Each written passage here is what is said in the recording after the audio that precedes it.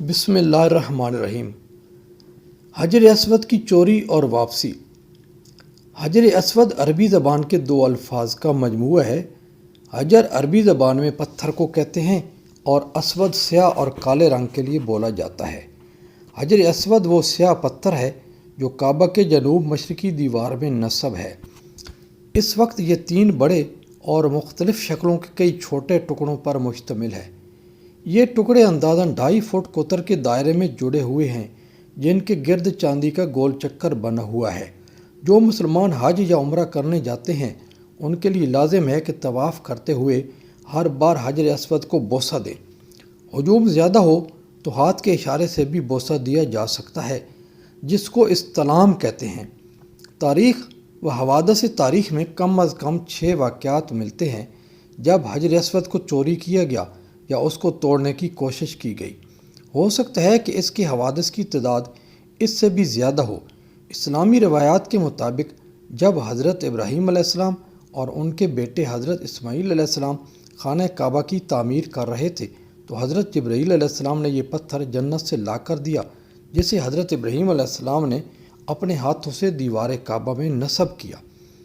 7 ذی الحج 317 ہجری کو بحرین کے حاکم ابو طاہر سلیمان کرامتی نے مکہ معظمہ پر قبضہ کر لیا۔ خوف اور ہراس کا یہ عالم تھا کہ اس سال 317 ہجری کو حج بیت اللہ شریف بھی نہ ہو سکا۔ کوئی بھی شخص عرفات نہ جا سکا۔ انا للہ و انا الیہ راجعون۔ یہ اسلام میں پہلا موقع تھا کہ حج بیت اللہ موقوف ہو گیا۔ اسی ابو طاہر کرامتی نے حجر اسود کو خانہ کعبہ سے نکالا اور اپنے ساتھ بحرین لے گیا۔ پھر بنو عباس کے خلیفہ مقتدر باللہ نے ابو طاہر کرامتی کے ساتھ فیصلہ کیا اور 30,000 دینار دے دیے۔ تب حجر اسود خانہ کعبہ کو واپس مل گیا۔ یہ واپسی 339 ہجری کو ہوئی، گویا کہ 22 سال تک خانہ کعبہ حجر اسود سے خالی رہا۔ جب فیصلہ ہوا کہ حجر اسود کو واپس کیا جائے گا تو اس سلسلے میں خلیفہ وقت نے ایک بڑے عالم محدث شیخ عبداللہ کو حجر اسود کی وصولی کے لیے ایک وفد کے ساتھ بحرین بھجوایا۔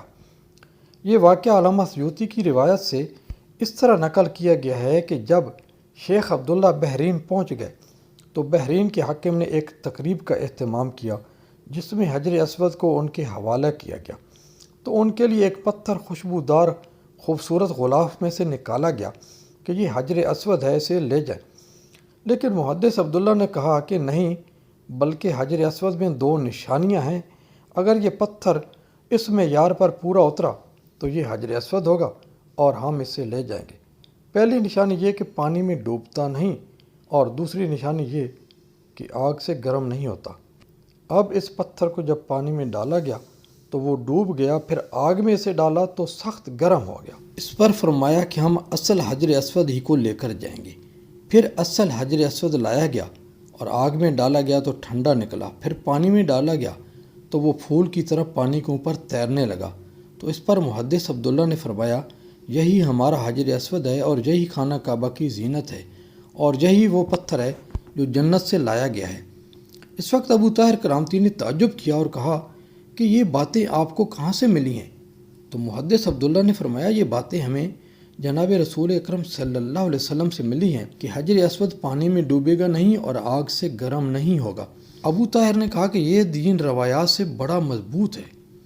جب حجر اسود مسلمانوں کو مل گیا تو اسے ایک کمزور اونٹنی کے اوپر لادا گیا جس نے تیز رفتاری کے ساتھ اسے خانہ کعبہ پہنچایا۔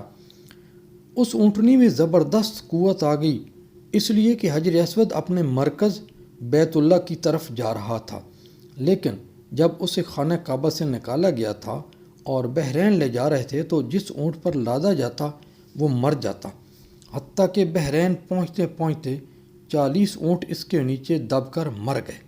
22 سال کے عرصے کے بعد حجر اسود کو واپس خانہ کعبہ میں نصب کر دیا گیا۔ ابو طاہر تو ایک اذیت ناک موت کا شکار ہو کر مر گیا، مگر اس کا فرقہ زندہ رہا۔ کرامتیوں کی آخری حکومت ملتان میں بنی، جہاں یہ لوگ بے حد طاقتور بن چکے تھے۔ ملتان میں رقص و سرود کی محفلیں ہوا کرتی تھی اور شراب و شباب کے دور چلا کرتے تھے۔ ملتان کی گلیاں برہنگی کی تصویر بنی رہتی تھی، کیونکہ کرامتیوں کے عقائد میں جزا اور سزا کا کوئی تصور ہی نہیں تھا۔ سلطان محمود غزنوی نے ملتان پر حملہ کیا اور خود ایک سپاہی کی طرح نہایت بے جگری سے لڑا۔ مورخین کہتے ہیں سلطان نے اپنی تلوار سے اتنے کرامتی قتل کیے کہ اس کے ہاتھ کرامتیوں کے خون کی وجہ سے تلوار کے دستے پر جم گئے تھے، جسے گرم پانی میں رکھ کر علیحدہ کیا گیا۔ ملتان کی گلیوں کو کرامتیوں کے خون سے نہلا دیا گیا اور ان کا ملتان میں بالکل صفایا کر دیا گیا۔